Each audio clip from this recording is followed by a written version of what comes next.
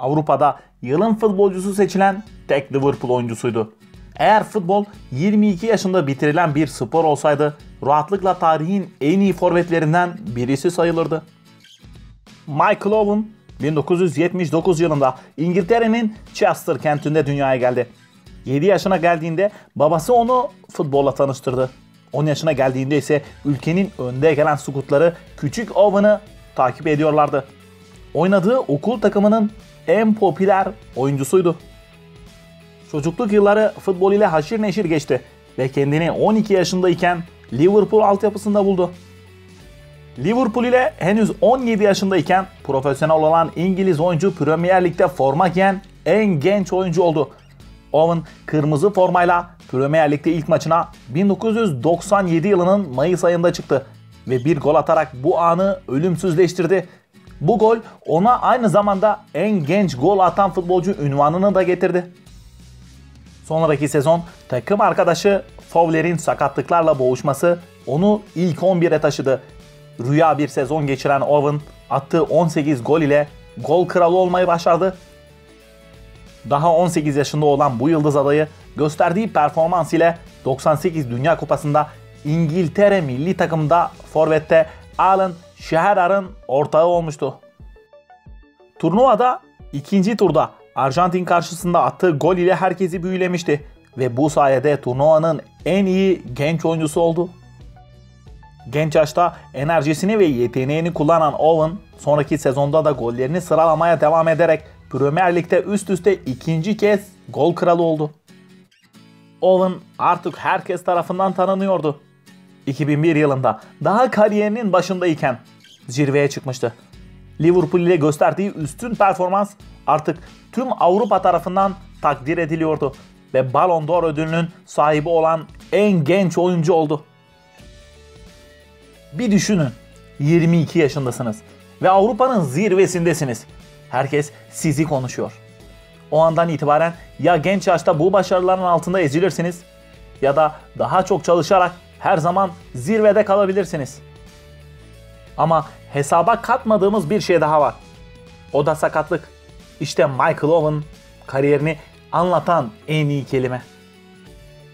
Michael Owen yaptığı bir açıklamada "Sanırım 22 yaşındayken uzun soluklu bir düşüşün başlangıcını yaşıyordum.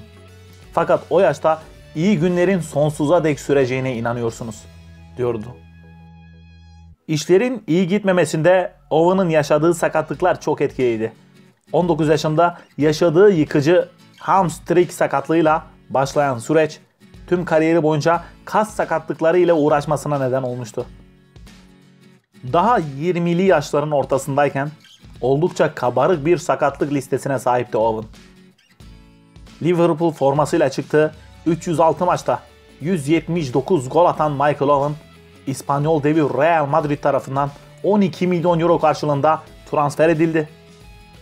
Kariyer tercihleri bir futbolcunun kaderini belirler.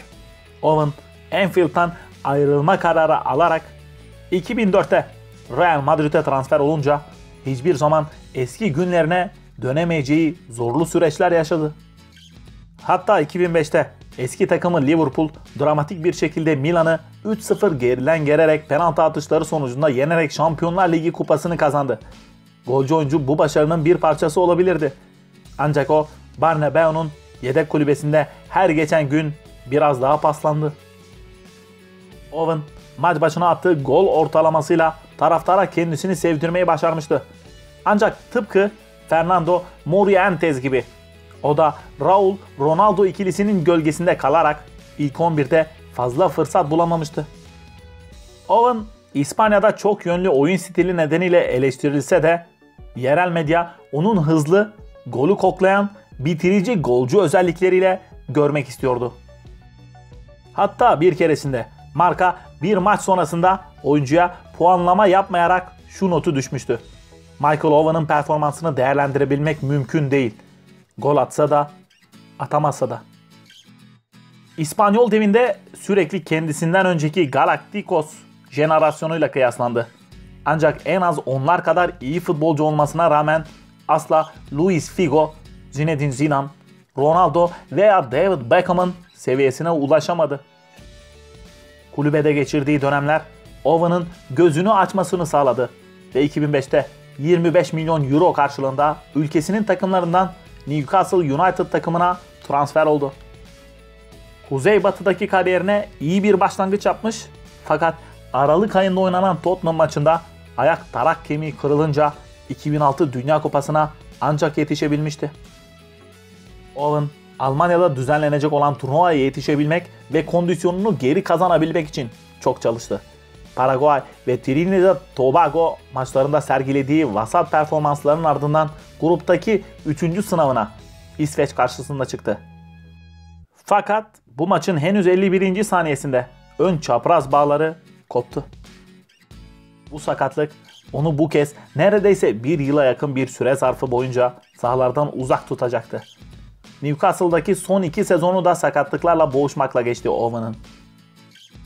Dünya Kupası'nda yaşadığı sakatlığın izlerinin silinememesine kasık ve kalf kaslarındaki yırtılmalar eklendi.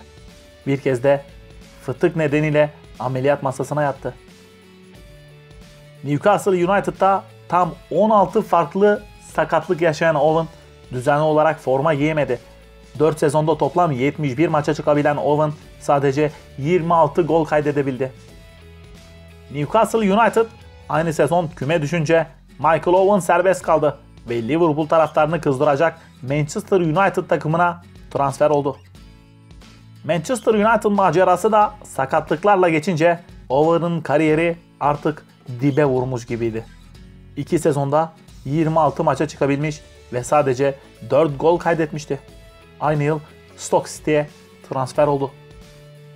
Stoke City formasıyla sadece 9 maça çıkan ve sadece 1 gol kaydedebilen Owen'ın İngiltere milli takımıyla çıktığı 89 maçta attığı 40 gol onu milli takım tarihinin en golcü 4. futbolcusu yapsa da o hep unutulan bir golcü olarak kaldı.